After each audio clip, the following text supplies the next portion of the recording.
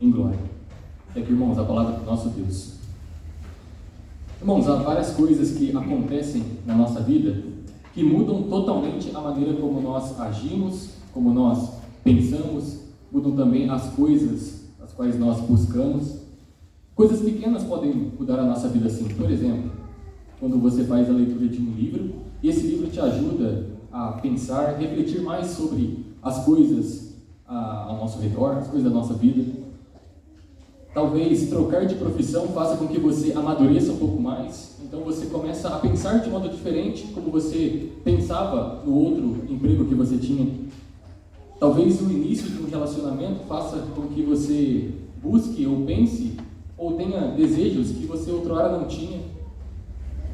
Talvez coisas mais severas como doença nos faça amar mais os nossos amigos, os nossos irmãos, a nossa família, quando eles estão cuidando de nós. Talvez uma crise financeira nos faça pensar de modo tão diferente e nós pensamos, puxa vida, eu não pensava assim quando tinha muito dinheiro. E nós vemos coisas que acontecem na nossa vida mudam a forma de nós pensarmos. Agora, imagina Deus trocando o nosso coração, um coração de pedra, e colocando um coração de carne no lugar. Meus irmãos, essa é a maior transformação que há. A maior transformação de todas é quando Deus retira o nosso coração de pedra e nos dá um coração de carne. É a salvação operada pelo próprio Deus. Muda totalmente a nossa forma de pensar e de buscar as coisas em nossa vida. Entretanto, o que nós vemos hoje é que os cristãos que se dizem ter um coração novo, um coração regenerado por Deus, pensa e busca coisas que as pessoas do mundo, ou seja, pessoas que não são regeneradas, buscam. Pensam da mesma forma como eles pensam sobre trabalho. Os crentes pensam igual. Sobre relacionamentos, os crentes pensam igual aos que não são crentes. Esse é um grande problema, irmãos. Quando Deus opera em nosso coração, nós temos uma vida totalmente transformada. Nós temos pensamentos diferentes, buscamos coisas diferentes. E é isso o que o apóstolo Paulo está falando aos nossos irmãos de Colossos. Eles que tiveram a vida transformada por Cristo, então agora eles devem pensar de modo diferente, agir de modo diferente, buscar coisas que outrora eles não buscavam. Eles devem agir de acordo com a nova vida que têm, agir de acordo com a nova vida que eles possuem em Cristo Jesus. E nós vimos na mensagem passada, do verso 16 até o verso 23 da nossa última exposição, que Paulo está agora mostrando aos colossenses o que é que eles receberam na cruz de Cristo. Cristo nos liberta de várias coisas deste mundo. Eles têm liberdade, os crentes, nós temos liberdade em Cristo Jesus. E nós vemos que do verso 16 ao verso 17 do capítulo 2, Paulo falou a respeito do cerimonialismo, do legalismo, do qual os crentes de Colossos estão livres, e nós também estamos livres do legalismo. Nós não precisamos fazer da lei uma forma de salvação. Nós não buscamos ter justiça própria diante de Deus. Nós já temos a justiça de Cristo colocada em nossa conta. Nós não precisamos agir estritamente com as regras para obtermos a salvação. E muito menos precisamos olhar para as leis cerimoniais do Antigo Testamento. Paulo diz que essas leis são todas sombras daquilo que viria. Ou seja, as leis tiveram cumprimento em Cristo. Elas não valem mais para nós. E no verso 18 e 19 nós vimos que Paulo fala a respeito do misticismo. A cruz de Cristo nos livra do misticismo. Nós não temos uma religião baseada em visões. Nós não temos que cultuar os anjos. Nós não precisamos de algo no mundo espiritual além de Cristo. Nós já temos tudo o que nós precisamos. O apóstolo disse que ninguém poderia se fazer árbitro contra eles. Nós vimos que essa expressão também pode significar que ninguém desqualifique vocês. Ou seja, ninguém pode chegar e falar assim: vocês não estão agradando a Deus no culto que vocês prestam. Vocês precisam cultuar os anjos. Vocês precisam de mais alguma coisa no mundo espiritual. É mentira. Nós precisamos somente de Cristo. Somente de Cristo. E a última coisa que a liberdade pela fé em Cristo nos dá na cruz é que ela nos livra do ascetismo. Nós vimos que o ascetismo é a privação de certas coisas ou a prática de certas coisas para se tornar mais espiritual. Por exemplo, eu vi durante essa semana várias pessoas andando sobre brasas, sobre pedras que estavam no fogo, e essas pessoas estavam caminhando por cima dela, passando pelas brasas, pensando que estão pagando uma promessa, pagando um voto, fazendo algo pensando que estão se tornando mais espirituais, mas na verdade não estão. Ou aquelas pessoas que se flagelam, elas machucam o próprio corpo, pensando que machucando o próprio corpo, elas estão se tornando mais espirituais, estão potencializando a alma. É mentira, não estão. A única forma de ser espiritual é tendo Cristo. Somente na cruz de Cristo nós encontramos tudo o que nós precisamos. E nós vemos que agora Paulo começa a falar o que é que eles têm que buscar. Ele diz, olha, vocês foram libertos de tudo isso aqui, mas agora vocês precisam fazer alguma coisa. Vocês precisam fazer alguma coisa. Os crentes de Colossos, irmãos, receberam uma nova vida, e nós também. Ou seja, essa mensagem de Paulo é para nós. Nós recebemos uma nova vida em Cristo. Tudo isso que Paulo falou serve para nós e agora também.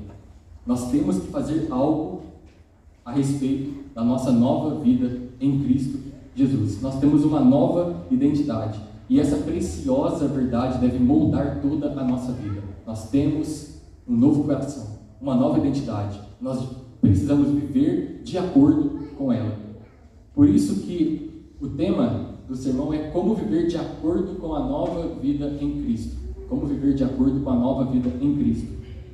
A primeira coisa de como é que nós vivemos de acordo com a nova vida em Cristo é buscando as coisas lá do alto. Buscando as coisas lá do alto. Veja o verso 1. Portanto, se fostes ressuscitados juntamente com Cristo, buscai as coisas lá do alto, onde Cristo vive, assentado à direita de Deus. Veja que Paulo começa agora com portanto, ou seja, à luz de tudo o que ele já falou antes, agora algo deve ser feito. Ele estava falando anteriormente a respeito da heresia dos falsos mestres.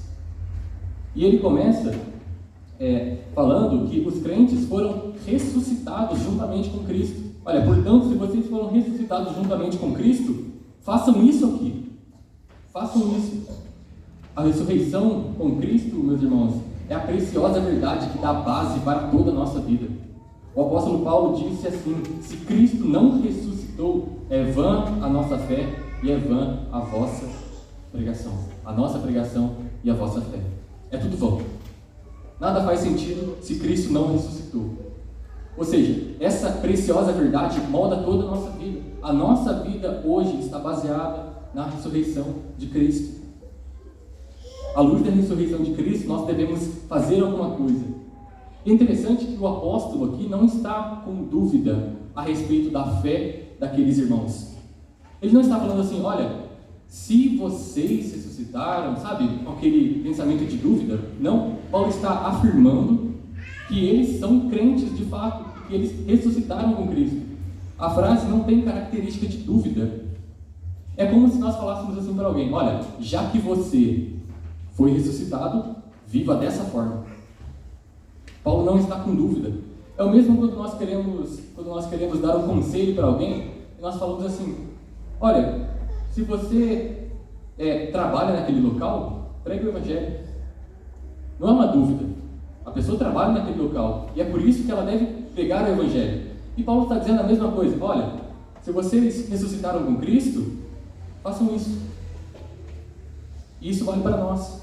Se nós ressuscitamos com Cristo, se nós estamos tão intimamente ligados com Cristo, nós devemos agir em conformidade com o que Paulo está falando aqui.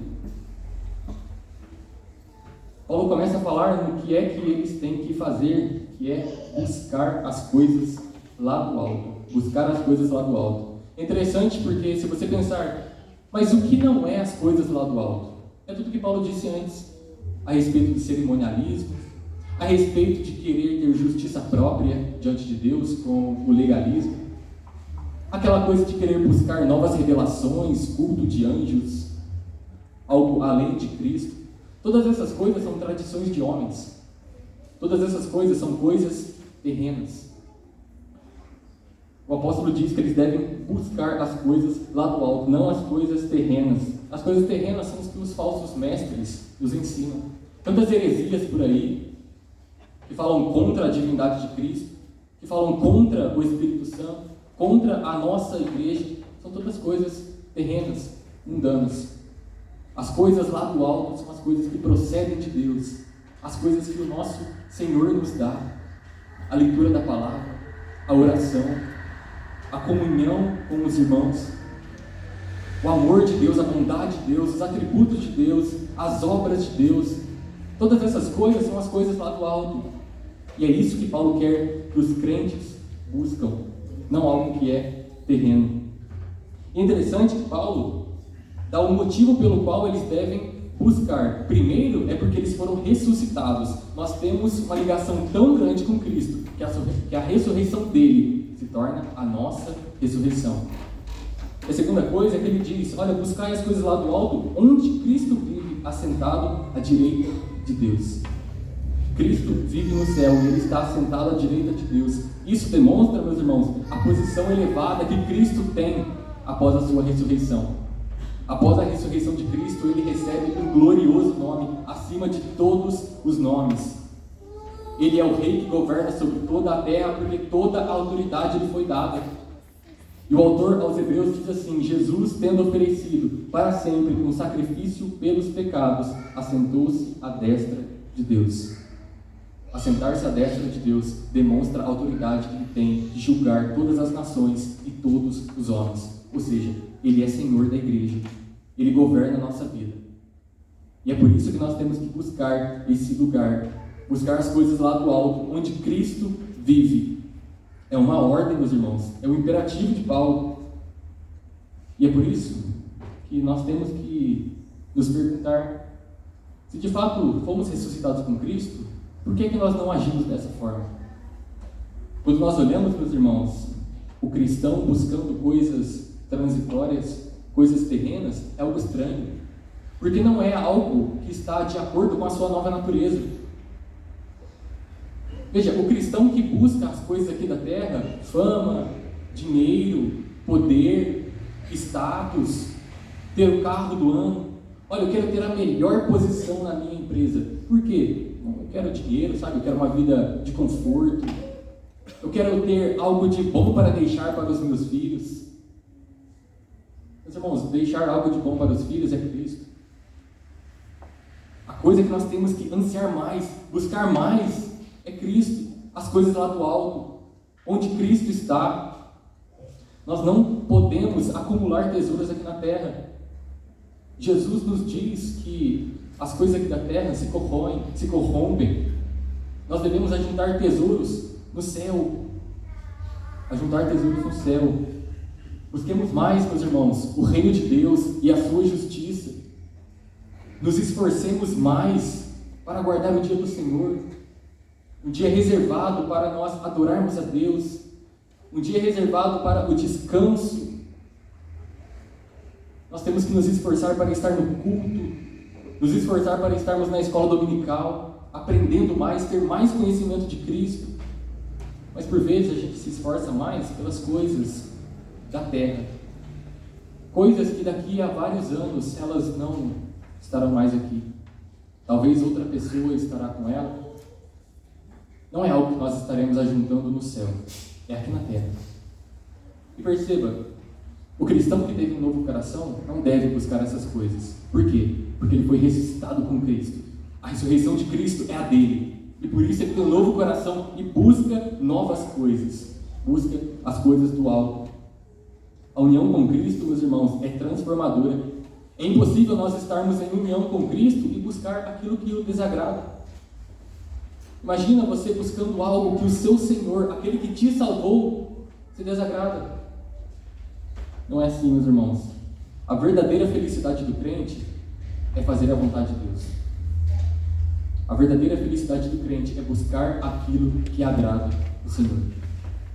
Por isso, se pergunte se nesta semana que se passou, você buscou mais das coisas celestes, das coisas lá do alto, onde Cristo está, Ou você se esforçou mais para as coisas aqui da terra?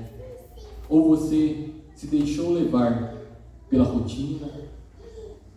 Se deixou levar pelo pouco tempo que nós temos? Meus irmãos, tudo isso é somente justificativa. Nós temos que buscar as coisas lá do alto. É uma ordem. E quando nós não obedecemos a ordem de Deus, nós estamos pecando. Ou seja, se nós não buscarmos as coisas lá do alto, nós estamos pecando contra o Senhor. Pergunte-se, é a sua felicidade buscar as coisas lá do alto? Ou é um peso para você? É um fardo ter que agradar a Deus? É um fardo ter que obedecer ao nosso Senhor?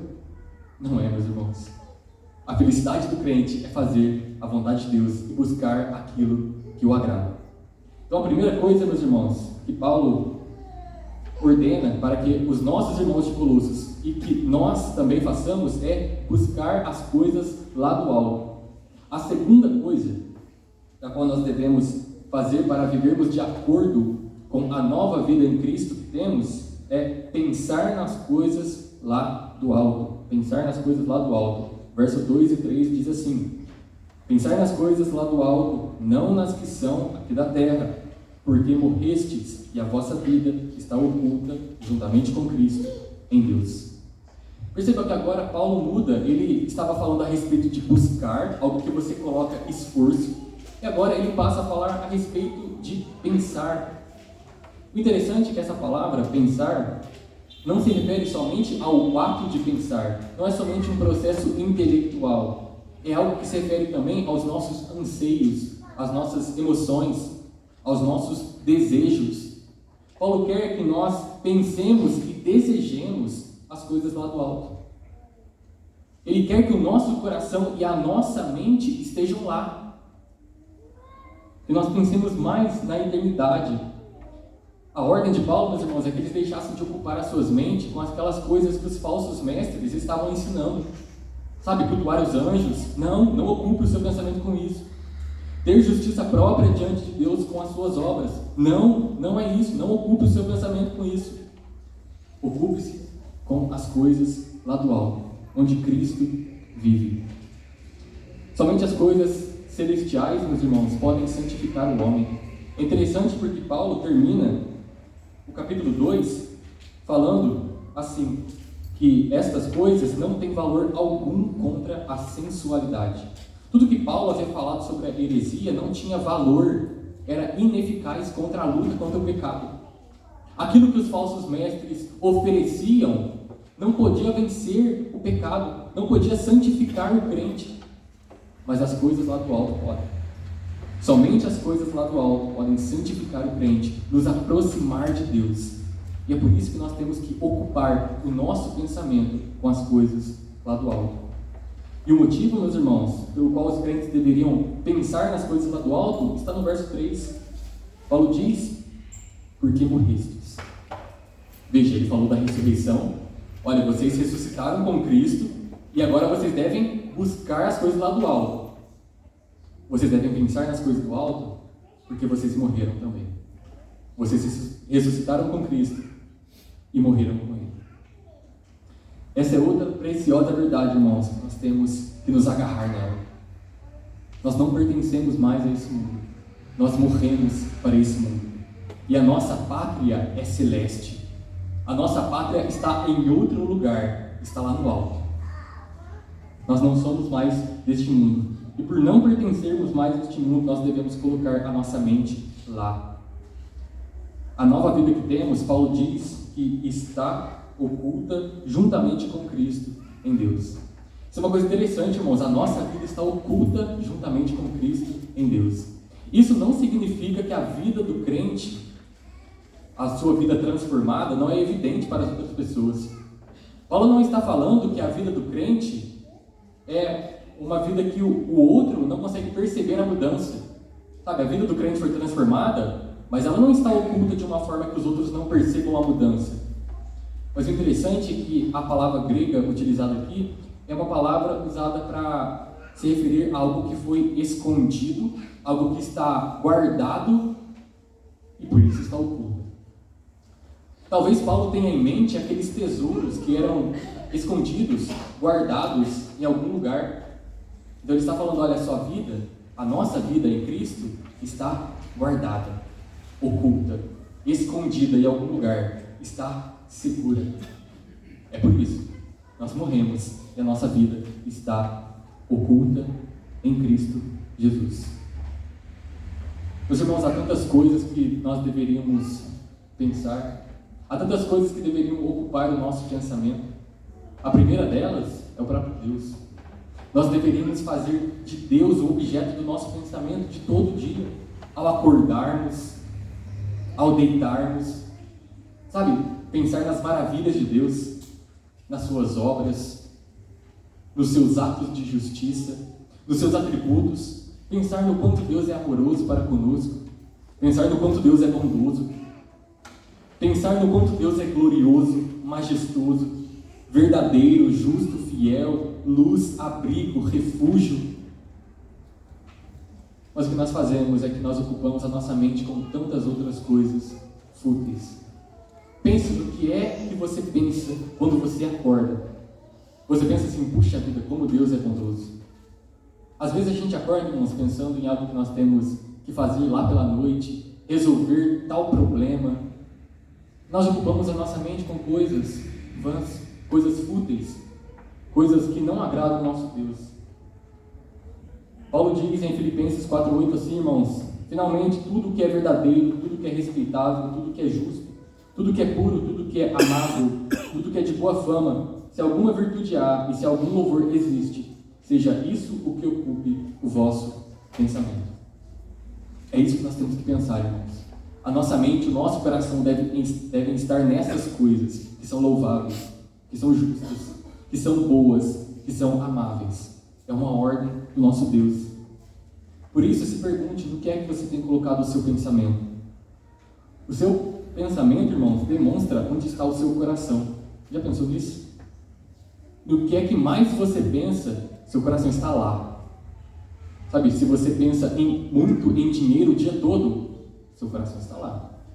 Se você pensa tanto em carros, pensa em bens materiais, nessas coisas, seu coração está lá. Mas se você pensa na palavra de Deus, você pensa em quanto Deus é glorioso, em quanto Deus é bondoso, maravilhoso, então seu coração está nele, está no lugar certo. Pergunte-se o quanto você tem pensado acerca de Deus, acerca de Cristo, das promessas de vida eterna. Nós temos pensado pouco, irmãos, temos pensado pouco. Um dos grandes problemas da nossa atualidade é o conforto e o bem-estar. Sabe, às vezes a gente coloca o nosso pensamento nessas coisas, em ter conforto com a nossa família, em estar bem, sabe, ter bastante dinheiro para que a gente possa comprar tudo para os nossos filhos, agradar as pessoas que estão à nossa volta. Mas nós ocupamos o nosso pensamento com essas coisas que são vãs. Muitos pastores hoje pregam acerca de prosperidade. Gostam de falar sobre coisas que as pessoas querem ouvir, sabe, um aumento de riqueza nessa vida. Há também os pastores coaches que falam a respeito de você ser muito bem sucedido na vida e você ser um pouco mais espiritual com os métodos que eles proporcionam. Isso acontece porque é o que as pessoas querem ouvir. As pessoas ocupam os seus pensamentos com isso. Elas colocam os seus corações nisso, no dinheiro, na fama, no poder. Mas nós não. O céu, irmãos, deixou de ocupar lugar no nosso coração. Você pensou no céu essa semana? Você, diante de todas as coisas ruins que aconteceram na sua semana, diante de tantos problemas, quantas vezes você pensou no céu? Naquele lugar no qual o próprio Deus nos diz que não haverá mais choro, nem dor, pranto, não haverá doença, tristeza, pecado. Você pensou nesse glorioso lugar nessa semana? Você pensou nas coisas lá do alto durante a semana? Mesmo nos momentos em que você estava cheio de problemas, você colocou o seu pensamento lá? A sua mente foi ocupada pelas coisas celestiais ou pelas coisas terrenas? Nós precisamos mudar, meus irmãos, o nosso pensamento, porque nós não somos mais desse mundo. Pergunte-se a si mesmo: o céu é importante para você? O seu coração está lá? O seu coração está na palavra de Deus? Perceba do que é que você pensa durante a semana, para que então você se arrependa e você coloque mais o seu pensamento e o seu desejo, o seu coração nas coisas que agradam ao Senhor. Meus irmãos, essa foi a segunda coisa que Paulo nos diz que nós devemos fazer para viver de acordo com a nova vida em Cristo. Nós devemos pensar nas coisas lá do alto. E a terceira coisa que nós devemos fazer para viver de acordo com a nova vida em Cristo é esperar pela manifestação lá do alto. Esperar pela manifestação lá do alto. Veja o verso de número 4. Quando Cristo, que é a nossa vida, se manifestar, então vós também sereis manifestados com Ele em glória. Irmãos, agora Paulo está elaborando tudo o que ele disse no verso 3. Ele estava falando da nossa vida estar oculta em Cristo, guardada em Cristo, e agora ele está expandindo. Ele está falando mais sobre esse assunto. A ideia é que os crentes estão ocultos em Deus, a vida dos crentes está oculta em Deus, assim como Cristo está oculto neste momento, assentado à destra de Deus. Nós não conseguimos ver Jesus neste momento. Ele está oculto. E a nossa vida está com Ele. Está oculta também. Mas nós temos um porém. Quando Cristo, irmão, se manifestar em glória, em poder, vier como seus anjos, nós também seremos manifestados com Ele. Isso demonstra, meus irmãos, que Paulo estava falando do verso 1 ao verso 3 a respeito do já. E agora, do verso 4, ele fala do ainda não. Tudo do verso 1 até o verso 3 já aconteceu na nossa vida. A gente já ressuscitou com Cristo, a gente já morreu com Cristo, e agora do verso 4 a gente está falando de algo que vai acontecer, algo do futuro. Esses versos, meus irmãos, se referem à ressurreição gloriosa dos crentes. É naquele dia, no glorioso dia, que receberemos um novo corpo, um corpo glorificado. É isso que significa ser manifestados com Ele em glória. Paulo diz em Filipenses 3, 20 a 21, que a nossa pátria está nos céus, de onde também aguardamos o Salvador, o Senhor Jesus Cristo, o qual transformará o nosso corpo de humilhação, para ser igual ao corpo da sua glória. Meus irmãos, nós teremos o nosso corpo totalmente transformado. Nós receberemos um novo corpo. Esse corpo de humilhação será glorificado e nós receberemos um corpo igual ao corpo da glória de Cristo Jesus. É por isso que a doutrina da nossa união com Cristo é tão preciosa para nós, meus irmãos. Ela apresenta que tudo o que Cristo recebe e conquista se torna nosso. Vocês perceberam como Paulo, desde o capítulo 1 de Colossenses, está falando: olha, Cristo ressuscitou, vocês ressuscitaram com Ele. Cristo morreu, vocês morreram com Ele. Cristo foi sepultado, vocês foram sepultados com Ele. A circuncisão de Cristo é a sua circuncisão. E agora ele fala que a manifestação de Cristo é a nossa manifestação também. Meus irmãos, nós estamos ligados a Cristo. Nós estamos totalmente enxertados na videira. E a videira verdadeira é Cristo Jesus. A nossa identificação com Cristo agora está oculta, mas será manifestada. E é por isso, meus irmãos, que nós devemos esperar essa grande manifestação. É um dia glorioso estabelecido por Deus para a volta de Cristo. E será um dia visível, um dia que todo olho verá, ou seja, é universal. Nós veremos Cristo vindo com poder e glória juntamente com os seus anjos. E nesse glorioso dia nós estaremos com Cristo. E é por isso que nós devemos esperar esse glorioso dia, esperar vigiando e orando até a manifestação do nosso Senhor, para recebermos um corpo semelhante à glória de Cristo.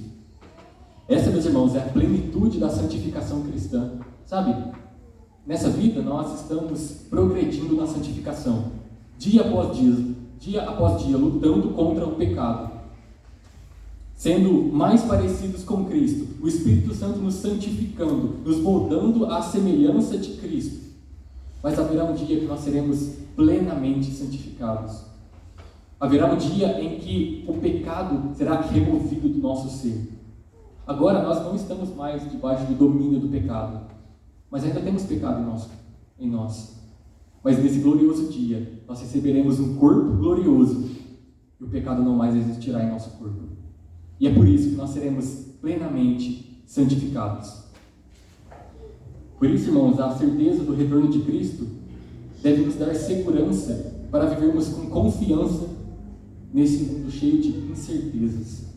Você já pensou o quanto é confortante, o quanto é abençoador saber que há um dia reservado para o juízo e que nesse dia nós não seremos julgados como os ímpios?